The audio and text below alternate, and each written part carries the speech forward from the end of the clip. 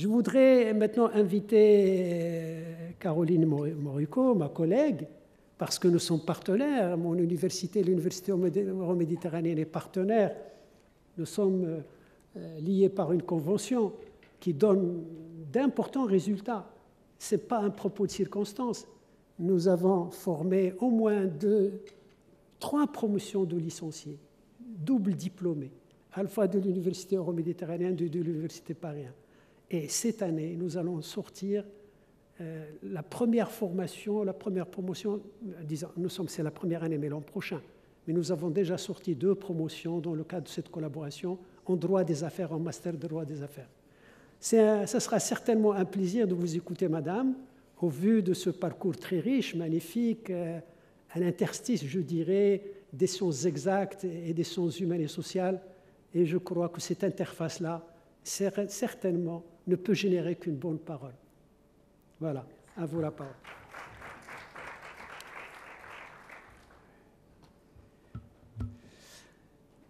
Monsieur le directeur général, monsieur le professeur, merci pour votre accueil. Monsieur le directeur, cher Mohamed, merci, vraiment un grand merci pour cette invitation.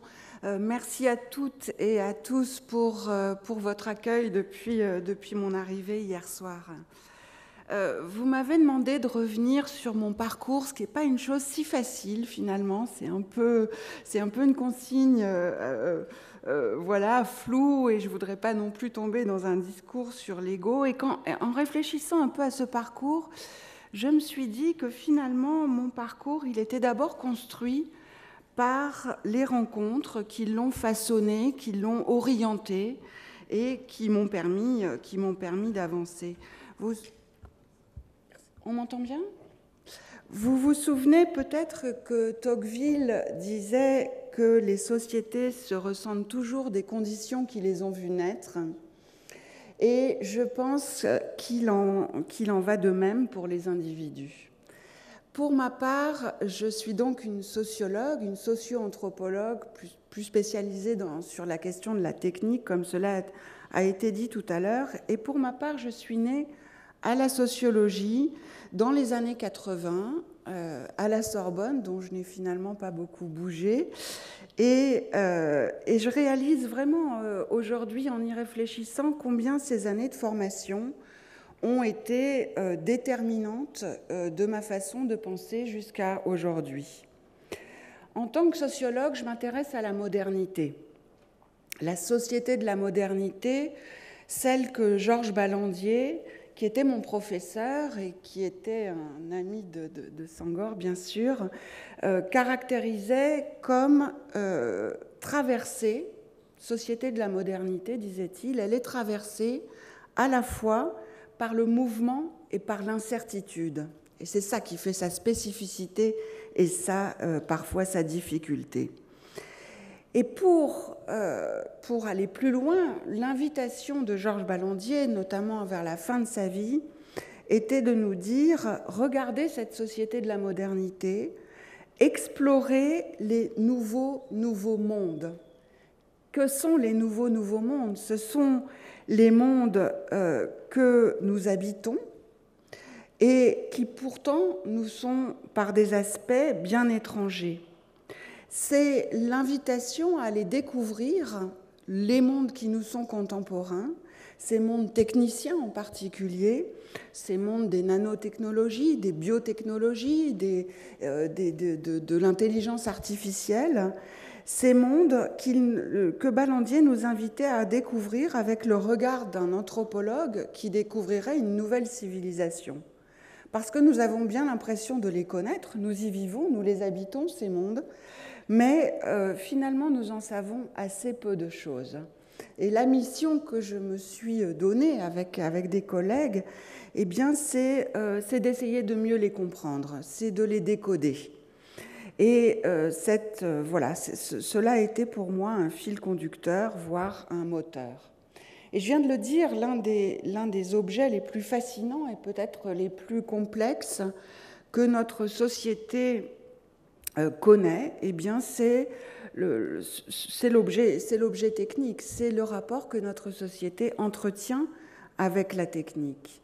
une technique qui opère comme un fait social total, si on voulait reprendre la formule de Marcel Mauss, c'est-à-dire que c'est un fait social qui traverse tous les domaines, du social, de l'économique, du juridique, qui recompose les sphères et les frontières entre les domaines du privé et les domaines du public, qui les traverse en tout cas dans bien des cas, qui influence les relations et qui transforme les relations au sein de la famille comme au sein de l'entreprise ou au sein des organisations, qui bouscule le rapport au temps comme le rapport à l'espace. La technique, elle participe de la déconstruction comme de la reconstruction du lien social, introduisant de nouveaux objets dans notre quotidien, ébranlant les hiérarchies en place, bouleversant le statut du proche et du lointain. L'imaginaire qui nourrit les mondes techniciens est aujourd'hui, et je dirais depuis toujours, lié aux notions de progrès, d'efficacité, de puissance, mais aussi de contrôle, de contrainte des savoir-faire, de dépendance. Et c'est bien ces deux choses-là, ces deux dimensions-là qu'il faut essayer de lier. C'est une vraie tension qui est inscrite dans les usages des objets techniques, mais inscrite aussi dans les processus de leur conception qui participent de leur destinée. Il faut vraiment s'emparer de ces questions-là parce qu'elles sont très importantes. Vous le disiez tout à l'heure, elles interrogent notre futur et notre futur commun et ceux de nos enfants au-delà de nous. Ces différents objets techniques sur lesquels j'ai eu à travailler portent tous cette tension incarnée dans le réseau des acteurs qui les conçoivent, qui les utilisent, qui les réglementent et plus largement les inscrivent dans un système de signification très souvent non consensuel. Il n'y a pas toujours un accord parfait autour de ces enjeux. Et ces objets, eh bien, ils offrent à notre regard leur potentiel d'arbitraire, leur potentiel d'indéterminé, leur caractère aussi fondamentalement social, celui qu'il revient aux sociologues de faire ressurgir inlassablement et dont la naturalité des pratiques est à déconstruire. Il n'y a jamais rien de naturel là-dedans. Rien ne va de soi. Si je devais résumer en quelques mots mon travail de recherche, je dirais que j'ai été motivée par une triple préoccupation, celle de l'objet technique dont je viens de vous parler, celle de l'approche dont je voudrais vous dire un mot, et celle de l'enjeu.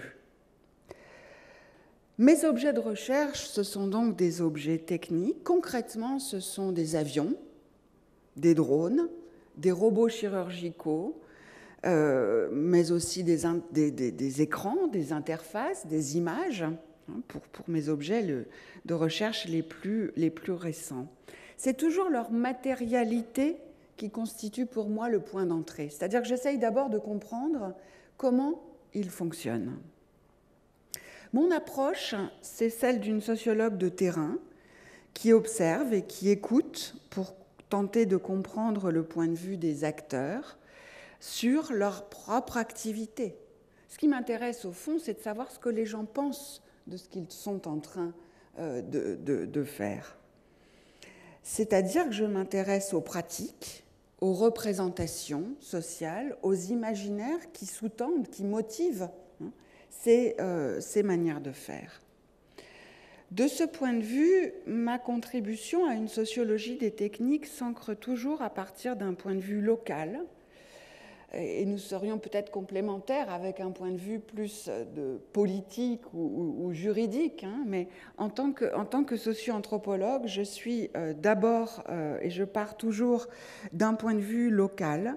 Ce que je recueille, c'est l'expérience des acteurs, et je recueille cette expérience dans la durée, en m'intéressant longuement à ce qu'ils font.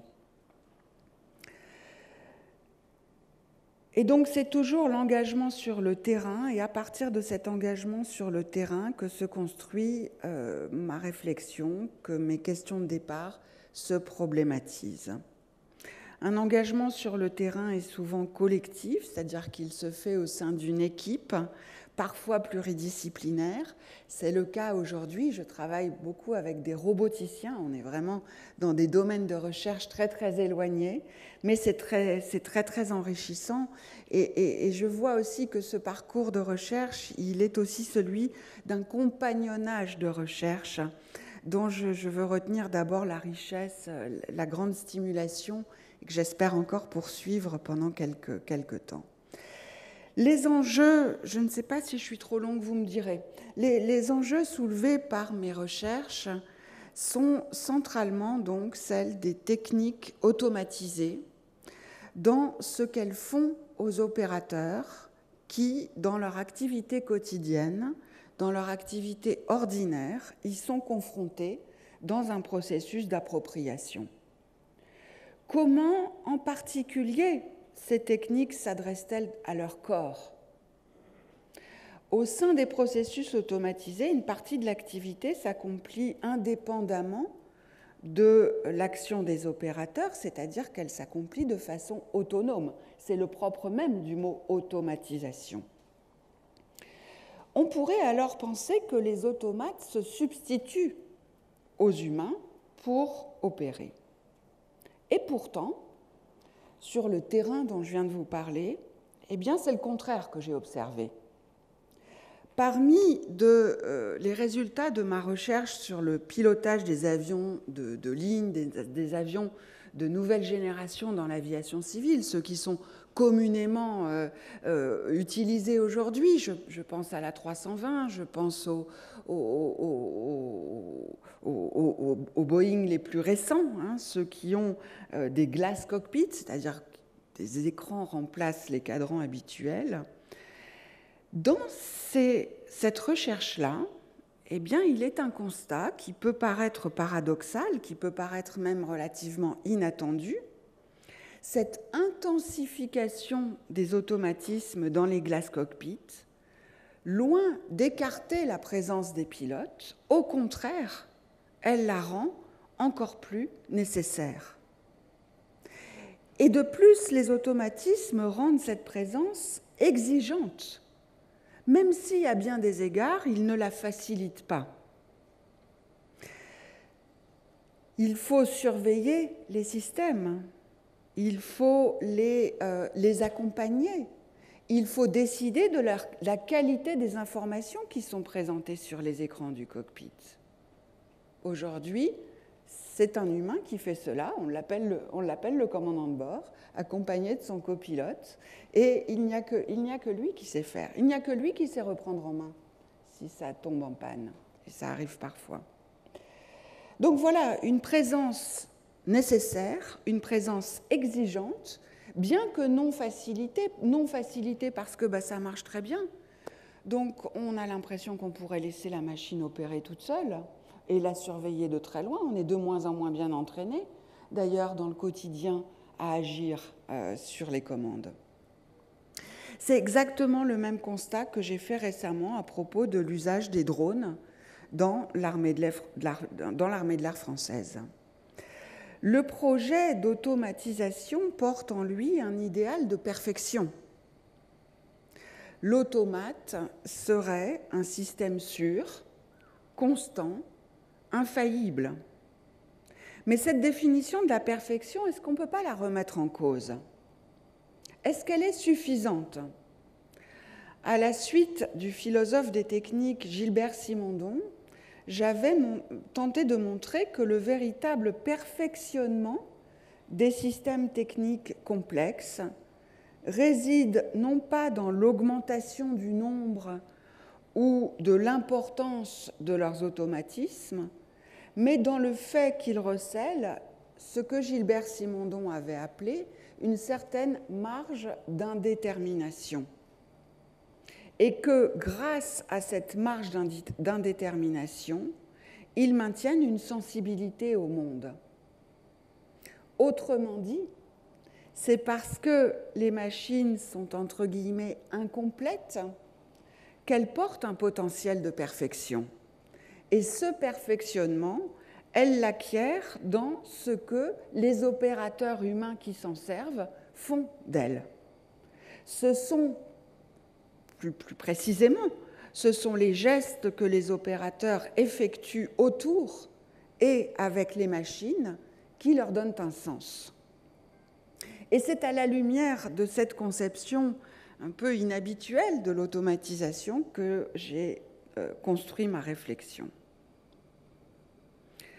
Car à côté de l'horizon d'une automatisation globale, régulièrement réactivée comme une promesse par les imaginaires techniciens, et en particulier dans les moments d'innovation, et on est encore une fois en plein là-dedans aujourd'hui avec l'intelligence artificielle qui avait fait dans les années 80 de grandes avancées, puis qui était un petit peu retombée dans non pas l'oubli, mais dans un second plan. Et puis aujourd'hui, on voit qu'on est dans un moment vraiment là de poussée très important.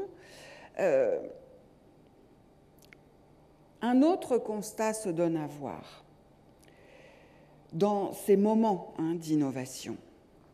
Si l'on regarde de près les situations socio-techniques les plus communes, les plus courantes,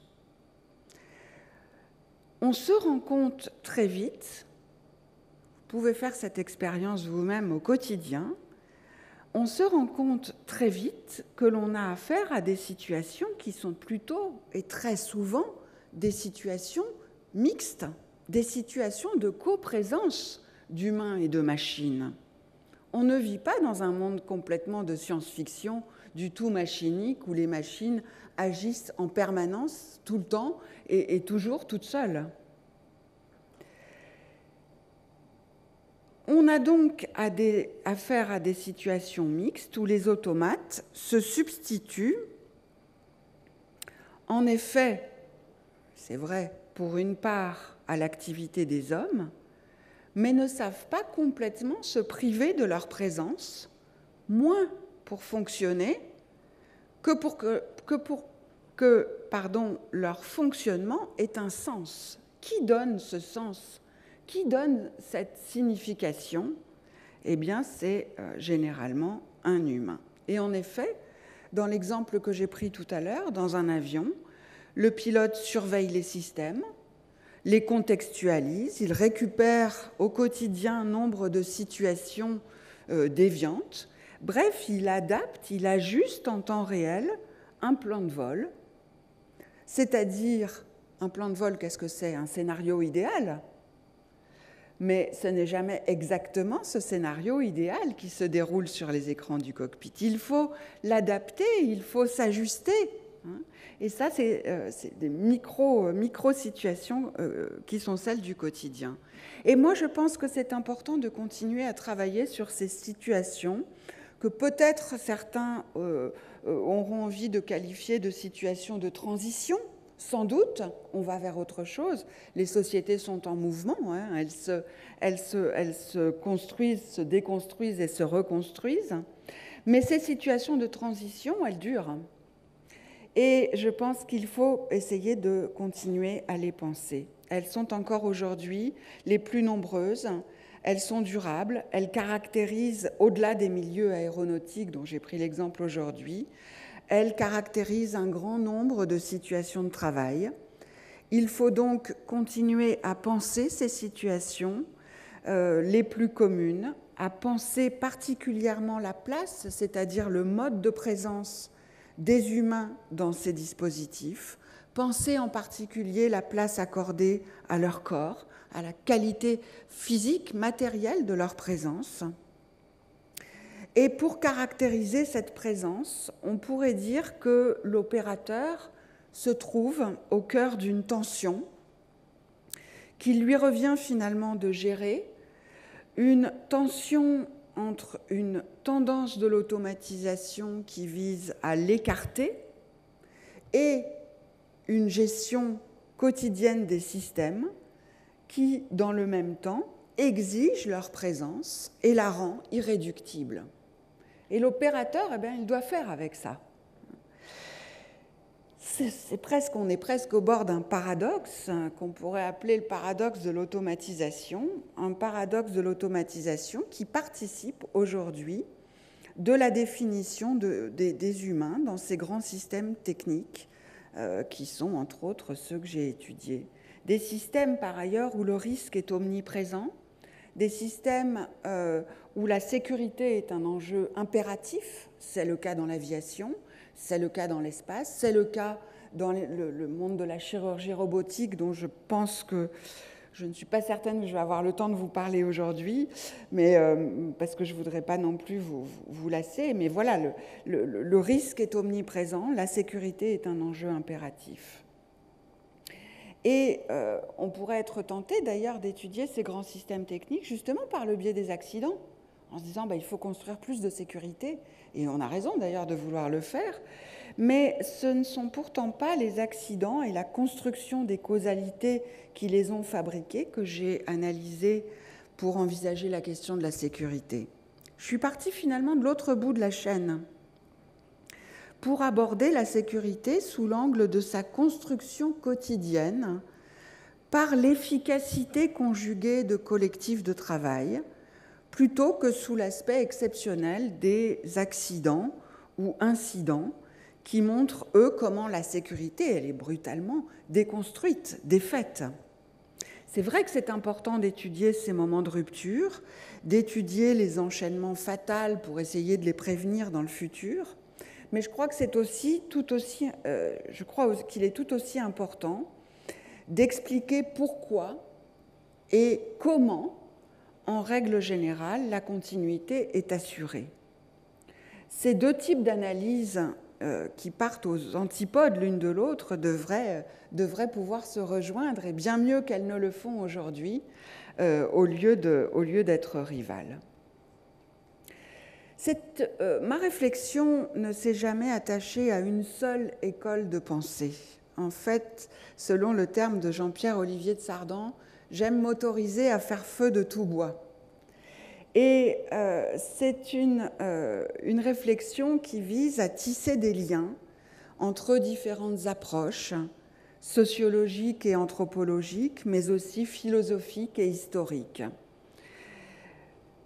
C'est pourquoi je retiens, entre autres, la sociologie de l'usage.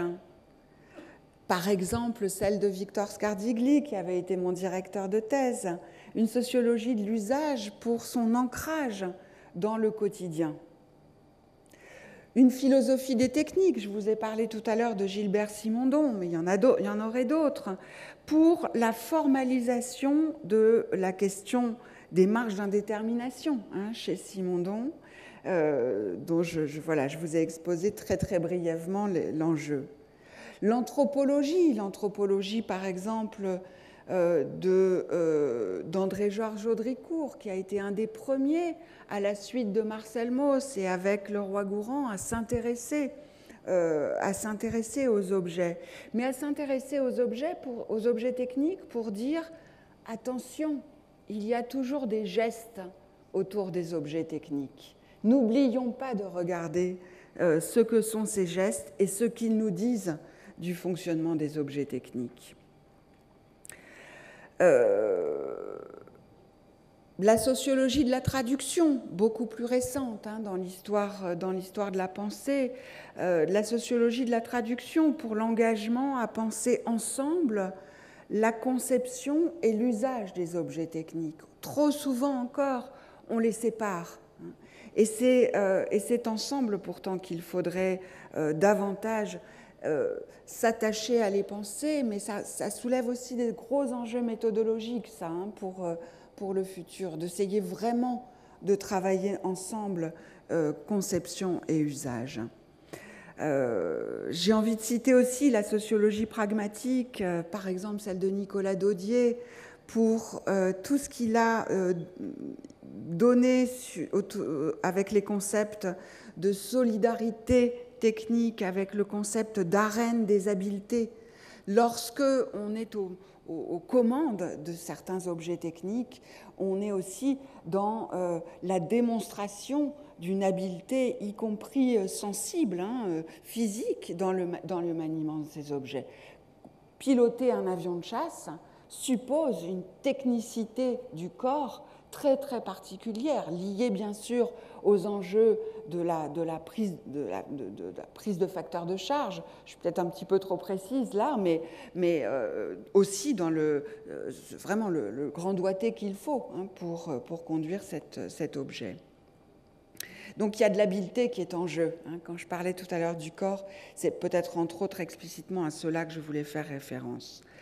Et puis la socio-anthropologie, eh bien de mon professeur Georges Ballandier, de Pierre Bouvier, qui a fondé la revue qu'il m'a confiée il y a quelques années.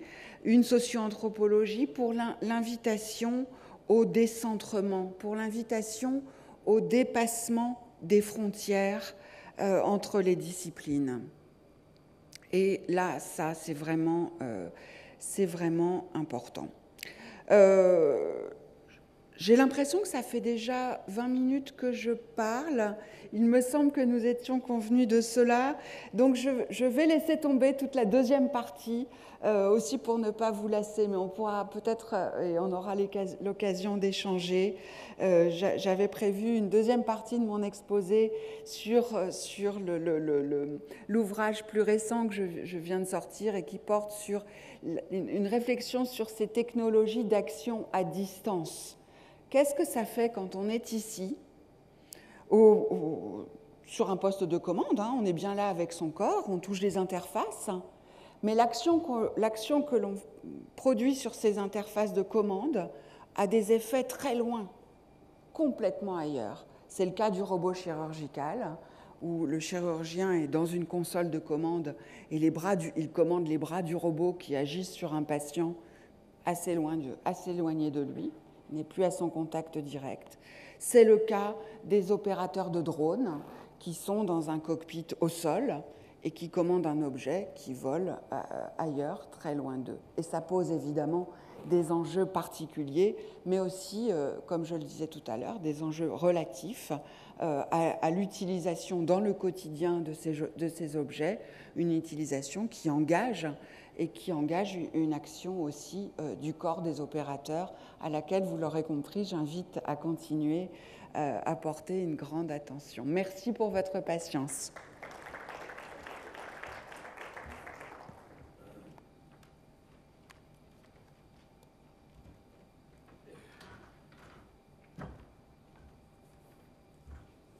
Merci beaucoup, professeur, Madame Moriko, Caroline, pour cette intervention, là encore, très, très riche, très dense, à la fois en propositions de réflexion, en termes de, je dirais, de trajet sur lequel vous travaillez à partir d'un certain nombre de points, l'objet, vos objets d'analyse, vos approches, et puis la conception que vous avez à la fois de la technique, de la technicité, et en même temps du rapport que l'homme engage à la machine, qu'engage par rapport à l'automatisation, etc. Et hier, il me semble qu'on moi-même, d'autres intervenants, on est allé un petit peu vers des considérations selon lesquelles l'homme est un petit peu, se trouve face à la machine, et la machine considérée comme opposée à tout ce qui peut relever de l'humain. On oppose souvent l'homme à la machine et on considère la machine comme étant un petit peu une menace. En partant de Marcel Mauss, vous avez essayé de définir autrement la machine. La technique, c'est quelque chose qui traverse la société. La machine, la technique relève du fait social. Et moi, je pense que ça bouleverse tout. Ça nous fait changer de paradigme et de perception de ce rapport entre l'homme et la machine, l'homme et la technique, etc. Parce que la machine fait partie intégrante de l'univers social. Et là, effectivement, ça change tout. Ça change la conception que nous devons avoir. Et j'ai beaucoup aimé aussi votre façon de faire intervenir dans vos analyses, dans votre approche, un certain nombre de chercheurs, vos collègues qui ont réfléchi justement à ces questions du rapport entre l'homme et la machine, entre l'homme et la technique. Et vous avez soulevé notamment cette question qui me semble importante, la question de l'indétermination. Je dirais de l'inachèvement aussi. Et c'est peut-être cette part d'ombre, cette part d'indétermination qui sauve l'homme en fin de compte, et en même temps qui réintroduit le rapport entre l'homme et la machine. Au moment où l'on pense qu'il y a rupture, qu'il y a fracture, que plus nous travaillons dans la réinvention de nouveaux algorithmes, de nouveaux systèmes numériques, plus nous creusons la différence entre l'homme et la machine. Et plus nous érigeons la machine, je dis la machine, c'est-à-dire tout ce qui est automatisation, robotique, cobotique, etc., toutes les nanotechnologies, etc., nous les érigeons comme des menaces, comme un ennemi par rapport. Alors qu'effectivement, en réintroduisant cette notion de marge, que finalement l'intelligence artificielle ne sera jamais quelque chose qui pourra se substituer à l'intelligence humaine. Elle aura toujours besoin de l'homme, parce que telle qu'elle est faite, cette intelligence-là, elle n'est jamais parfaite. Comme l'homme est imparfait, de toute façon, qui est l'œuvre de Dieu. On ne peut pas être fait à l'image de Dieu. Donc même la machine ne peut pas être faite à l'image de l'homme. Donc cette notion d'indétermination, d'inachèvement, etc., qui permet de restituer le lien et de maintenir le lien, qui n'est jamais rompu entre l'homme et la machine, et qui permet effectivement de rendre la machine plus humaine, si je puis dire. Vous abordez toutes ces questions qui sont des questions très denses, très complexes, et parfois même redoutables, parce qu'ils engagent d'une façon ou d'une autre le rapport à notre devenir, le devenir de l'humain. Mais vous les approchez, à mon avis, à travers des interfaces qui sont complémentaires, intéressantes, l'anthropologie et d'autres disciplines que vous avez. J'ai beaucoup appris. On a beaucoup appris, comme on a appris, justement, à travers l'intervention de Madame la Ministre. Ça a été vraiment une séance très riche. Moi, je crois que l'audience aussi n'a pas perdu son temps, au contraire, on s'est enrichi de beaucoup d'éléments, de beaucoup de réflexions sur la culture, sur le rapport de l'homme à la technique, à l'automatisation, etc. C'est des questions cruciales qui engagent l'avenir, qui engagent le devenir de l'homme, le devenir de l'humain. Je voudrais, au nom de toute l'assistance, vous en féliciter. Je crois que vous avez permis aujourd'hui non seulement d'éclairer notre pensée sur des questions importantes, mais aussi vous avez donné une motivation, un supplément de motivation. Et un supplément de motivation est toujours associé à un supplément de bonheur. Il n'y a pas de supplément de motivation sans supplément de bonheur. Et moi, je pense que tout l'intérêt de l'ESISCO, c'est chaque fois de faire de ces réunions, justement, des espaces qui stimulent l'intelligence collective, qui stimulent la créativité et l'inventivité. Et là, ce qui me permet de dire qu'effectivement, que les mots qui sont placés sur chaque programme, sur chaque think tank, ne sont pas des mots vides de sens, mais qui trouvent chaque fois leur déclinaison dans toutes les activités qui sont organisées sous la présidence de Monsieur le Directeur général pour stimuler ce désir d'invention. Nous manquons de désir d'invention parce que nous sommes formatés à longueur de journée par les médias sociaux, par un tas de médiums, et ça nous laisse très peu de temps justement pour prendre de la distance, réfléchir et être créatif. Moi, je pense que l'ESISCO, ça sert à ça. Ces organismes, ces institutions, ces hautes institutions sont au service de l'homme et de l'humain, et en même temps, ils travaillent à la préservation de l'humain et du devenir de l'humain.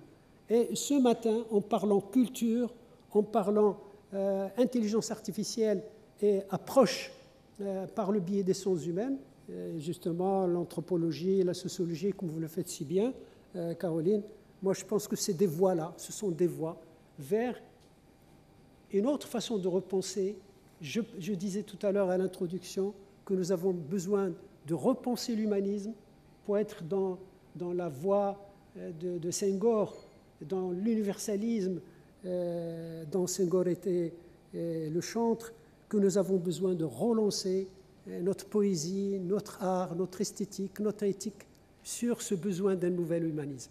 Et là, en parlant de machine, et vous indiquez qu'il y a possibilité pour l'homme d'avoir toujours la main sur la machine. Parce que toute l'inquiétude de l'homme aujourd'hui, c'est qu'il perde la main sur la machine. Et s'il perd la main sur la machine, ça sera la catastrophe. C'est là. Mais là, vous nous rassurez quand même que par cette notion d'imperfectibilité, et d'ailleurs tout le souci de ce genre d'institution est de travailler justement sur l'imperfectibilité. Nous sommes perfectibles. Toute chose est perfectible. Et je crois que c'est le rôle, la mission de ces savants, de ces ingénieurs de la pensée et de la gouvernance pour que justement nous puissions avoir un élan d'espoir, un nouvel élan d'espoir pour un nouvel humanisme, pour rester fidèles à nos grands poètes, à nos grands philosophes. Et Senghor en est un que j'admire beaucoup. Et M. Najib Riati, qui est linguiste ici, ne dira certainement pas le contraire. On enseignait Senghor à l'université de Fès, la première à l'université publique. La poésie de Senghor était enseignée. Et lui, Najib Riati, en tant que fin linguiste, il nous aidait, nous littéraires, justement, à expliquer certains phénomènes linguistiques, poétiques aussi. Voilà. Rendons hommage. Ça a été un hommage à le grand cheikh de l'auteur L'Aventure ambiguë, Senghor, nos philosophes. Ça a été vraiment une séance d'hommage à la pensée et en même temps une séance pour l'espoir. Voilà, je crois que nous approchons un petit peu de la fin. Oui, nous approchons de la fin, mais je voudrais quand même qu'on garde un petit peu de temps pour... nous avons des doctorants, nous avons des enseignants-chercheurs parmi nous qui voudraient certainement poursuivre le débat, poursuivre la réflexion avec Madame la ministre, ma collègue la chercheure Caroline. Donc à vous la parole. Oui, vous pouvez...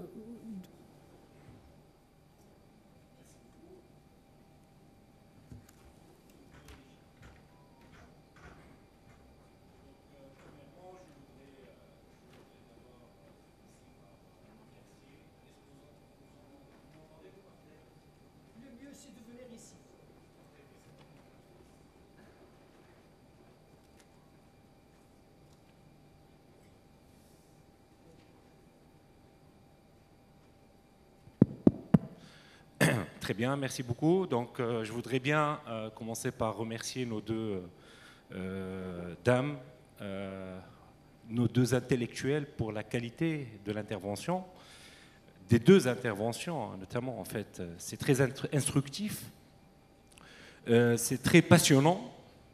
Ça nous a permis aussi de pratiquer un bel exercice à l'ICESCO que nous avons besoin, c'est la gymnastique de l'esprit.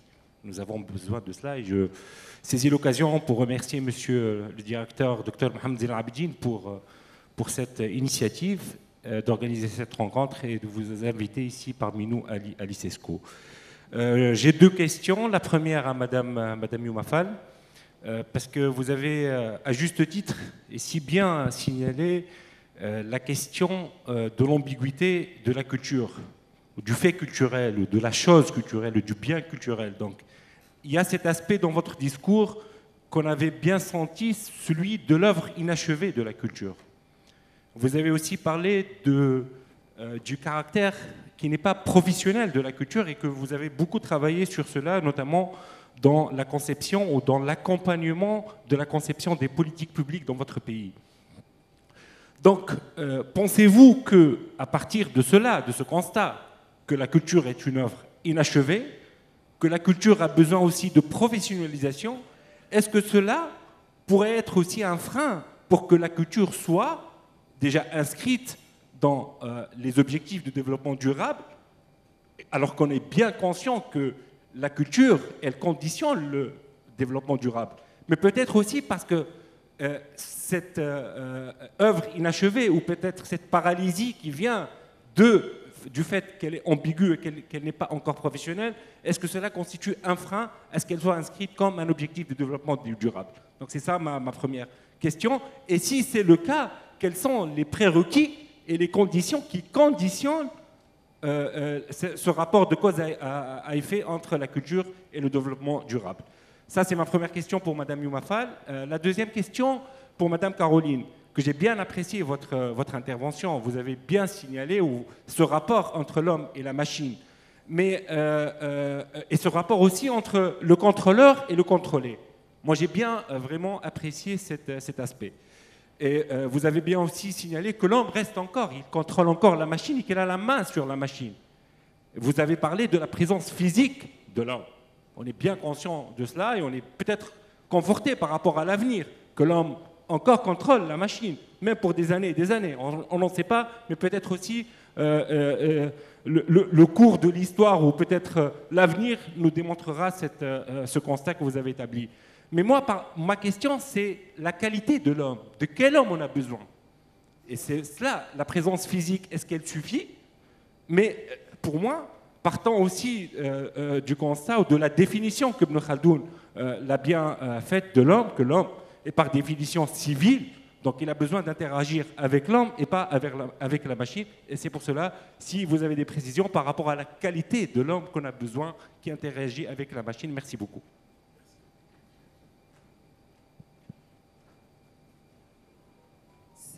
Ça marche, c'est allumé ou pas?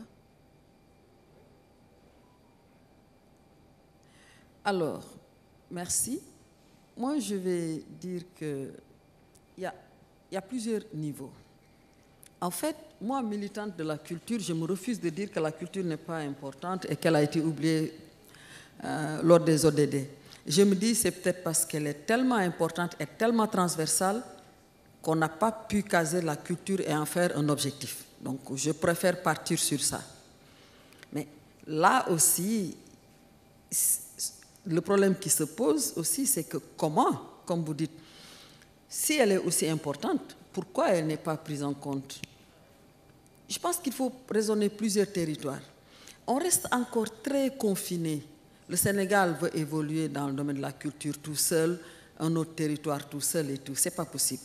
C'est dans la complémentarité des efforts qu'on peut arriver à faire de la culture un outil de développement. Je suis ici à l'ICESCO. Je pense qu'on peut, entre l'ICESCO et le Sénégal, arriver à poser des actes et des actions. Et j'ai apprécié que la dernière rencontre sur la culture, et je pense que maintenant ils sont en train de se dire, ben voilà, c'est ça le chemin. Les États, Mexico, il y a 40 ans, 82, les États étaient partis tout seuls, chacun de son côté, pour proposer des choses. Là, 40 ans après, c'est des concertations par territoire, par zone géographique. Donc on a compris aujourd'hui qu'il faut travailler les espaces, les territoires ensemble pour arriver à définir et à mettre en place des politiques. Si on voit l'exemple juste de la diffusion, je parlais tout à l'heure d'accès au contenu, d'imaginaire et tout, les GAFA qui dominent le monde, quand est-ce qu'on va avoir une plateforme, par exemple en Afrique ou bien une plateforme dans le monde arabe, pour promouvoir les biens culturels de nos territoires? Je pense que la solution se situe là, dans la complémentarité des actions. Arriver à construire de grands ensembles, arriver à construire des politiques régionales et sous-régionales. C'est comme ça qu'on peut arriver à faire de la culture un véritable outil de développement. Sinon, tant que c'est individuel à l'échelle des États, c'est mort. Ça, c'est l'expérience que j'ai vécue et je pense que c'est la réalité aussi.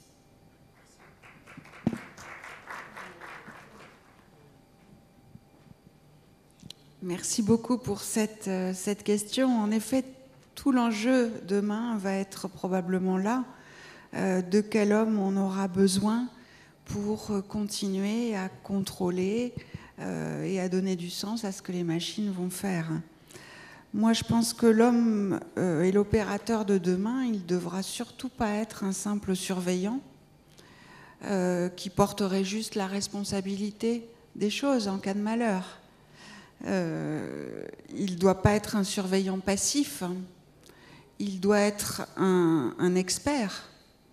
Il doit être quelqu'un qui saura interpréter l'activité de la machine qui va aller très vite et en général très bien. Il va être quelqu'un qui devra savoir donner du sens à ce que la machine produit et qui sera capable, en dernier recours, de reprendre la main si elle défaille. Et on peut s'arrêter juste un tout petit train, très rapidement sur ce dernier point. Reprendre la main suppose au moins d'être entraîné à pouvoir le faire. Parce qu'à force de regarder une machine agir et de la surveiller de loin, eh bien, on ne sait plus faire par soi-même. Regardez, nous avons tous des téléphones portables avec tous les numéros de nos proches enregistrés. Vous êtes peut-être comme moi, pour certains, d'une génération où on connaissait le numéro de téléphone de nos parents, voilà, on le connaissait par cœur à force de le composer. Moi, je ne suis pas capable de vous dire aujourd'hui le numéro du téléphone portable de ma mère, parce que je ne le fais plus jamais. Alors voilà, ça supposerait peut-être de continuer à s'entraîner, eh bien, pour rire, hein, à retenir les numéros de téléphone, mais plus largement à savoir utiliser au sens plus large ces machines, à continuer à connaître et à essayer d'en maîtriser les enjeux. Donc l'homme de demain, l'opérateur de demain, c'est pas du tout quelqu'un de déqualifié ou de peu qualifié et de très passif, c'est au contraire quelqu'un de très qualifié et d'expert. Voilà, donc il faut former. Je crois que c'est l'intérêt de la prospective. Et l'ICISCO, justement, travaille sur ça depuis quelques années. C'est former justement à la prospective pour pouvoir prévenir tous les risques. Voilà, à vous la parole.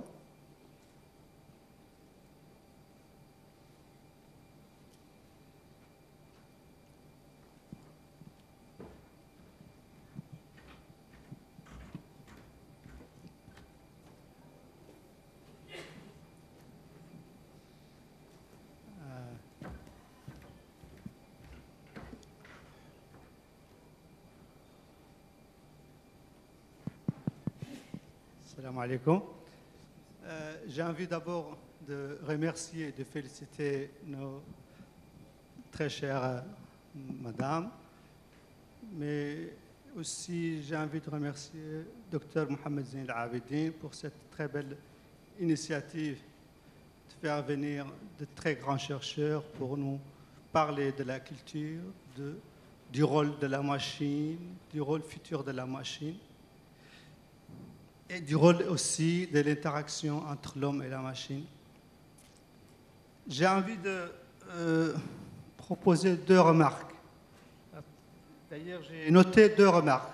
La première, je me suis rappelé, ça fait quelques jours seulement, Monsieur le directeur général, Dr Salim Malik, a posté une vidéo de quelqu'un qui propose une nouvelle manière de téléphoner, c'est-à-dire une nouvelle technologie de téléphonie.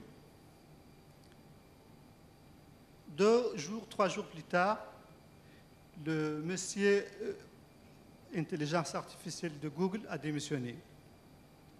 Il a dit que peut-être, il démissionne parce que peut-être l'intelligence artificielle va nous dématérialiser.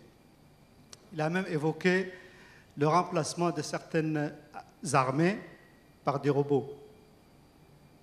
Cela me ramène moi-même, en tout cas dans mes lectures de lycéens, ça fait 40 ans, avec les dialogues d'Hamel, Simone de Beauvoir sur le rôle des machines. Le problème qui se pose, Madame Caroline, c'est à un niveau technique.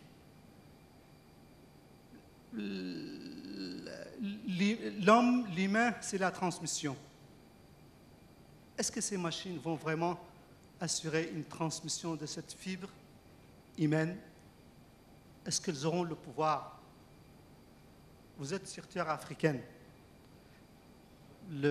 La culture est orale. La transmission est orale. Elle est entre hommes. Elle n'est pas entre machines. Cela me fait quand même grincer et j'ai envie de le partager avec vous. Revenons à la culture et le développement. Parlons d'abord du rôle déterminant de la culture dans la genèse et l'existence des nations et des relations humaines en général. Madame Fall, cela fait plusieurs années, je défendais le projet de politique culturelle nationale de Mauritanie devant une commission composée de parlementaires et de ministres. On me disait, mais monsieur, qu'est-ce que ça nous rapporte? Ma réponse était très simple, et que, en plus du gain, en plus de la création d'emplois, en plus de la création de la richesse, la culture va nous apporter la cohésion sociale, la beauté, la paix. Mais je retrouve mes notes. Vous vous rappelez les années 1984, lorsque la Banque mondiale a consacré un congrès important à la culture et le développement en Afrique. Les conclusions en ce moment-là étaient du fait que la culture, on ne la trouve pas de façon matérielle. Vous avez raison, Madame Falk, en disant que c'est un domaine transversal. Mais toujours les institutions de Bretton Woods, le système des Nations Unies n'acceptent toujours pas de mettre la culture dans les objectifs des ODD. Merci de faire bref, s'il vous plaît. Très bref, je dirais que l'UNESCO est en train de faire un travail plutôt de fourmi, mais très sérieux, dans le domaine de la redynamisation de l'idée que la culture peut très bien être un des meilleurs objectifs des ODD. Deux réponses nous viennent de deux pays importants. Le Maroc, où je me trouve, en créant déjà, le gouvernement marocain a mis en place une étude sincère, très profonde sur un label culturel qui va permettre aux nations de montrer voilà ce que la culture apporte dans la richesse locale, nationale, régionale et nationale. Aussi, le Royaume d'Arabie Saoudite, il a déjà montré à travers son indicateur culturel comment est-ce que la culture est déjà présente par tous ces aspects patrimoniaux, industrie culturelle, industrie numérique, dans le concert du développement économique. Mais je reviendrai sur deux aspects pour en définitive dire que la culture n'est pas seulement un moyen de développement économique et que la culture est trop transversale pour que les indicateurs puissent être corroborés. Je vous remercie.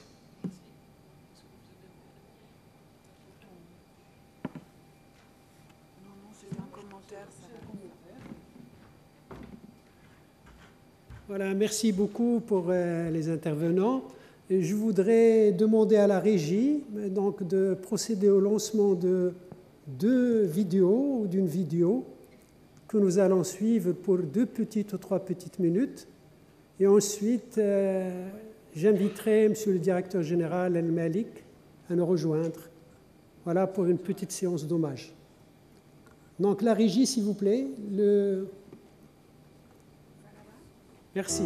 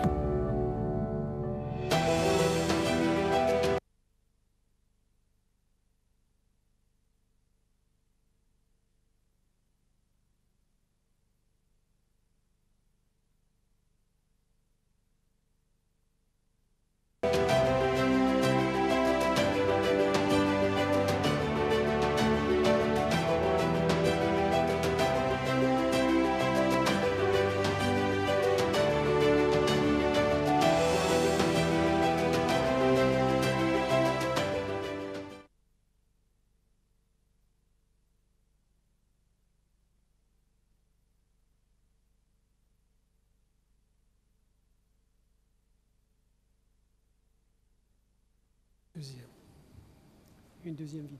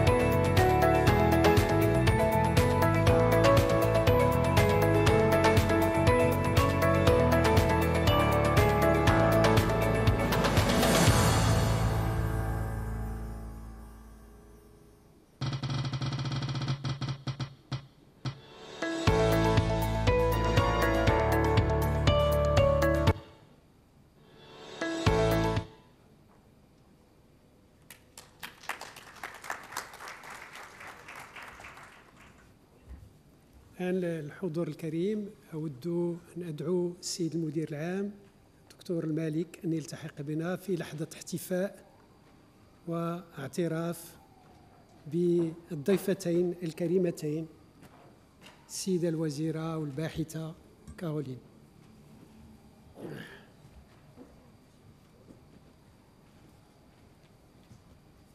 Petite séance d'hommage.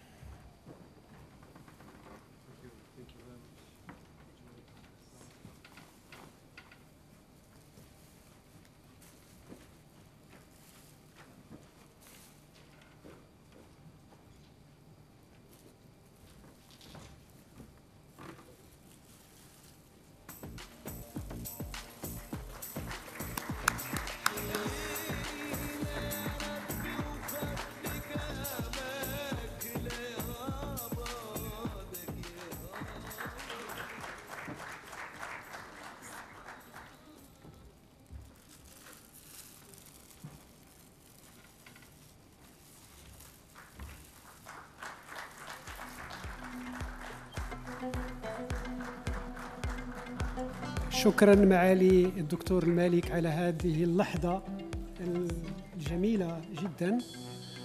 أود باسمكم جميعا أن أتقدم بخالص الشكر. Tous nos remerciements les plus chaleureux à Madame Caroline et à Madame la ministre de nous avoir honorés et surtout de nous avoir éclairé notre pensée sur pas mal de questions et des plus importantes.